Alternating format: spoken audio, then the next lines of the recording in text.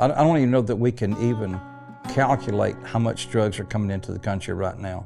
Illegal drugs has got a stranglehold on this country, not just on the quality of life, but on the law enforcement side and the dollar and cent side. I mean, we're fighting illegal drugs on lots of fronts, not just the border where it's coming in. We're fighting it on the streets, we're fighting it in schools, we're fighting it in all the local communities.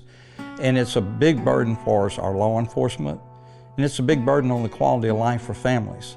I mean, and then when you look at what happens when we get to the hospital with all the overdoses and so forth that we have, it's a strain on our local hospitals and on the strain on all the cost of medicine and insurance and so forth. It's an epidemic. It's probably, I'm not gonna say it's out of control, because you can always get a hold of something to stop it. We just have to turn the tide back.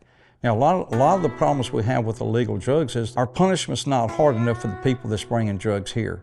We need to get to the kingpins and dry it up. And if you do that, you know, it's bad enough that people are addicted to it, but if you take it off the street and you help people get off of drugs, and there's programs to do that, and then it's not out there available for them to get back on it, that's the single most thing we need to do for America right now, is to stop the flow of drugs coming into this country.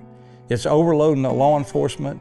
People get completely out of control, because when people are on drugs, they think they're invincible, and they take on law enforcement. They do all kinds of things that nobody would do, even if they were on alcohol. It's got such a harsh effect of people, 10 times what alcohol has on it.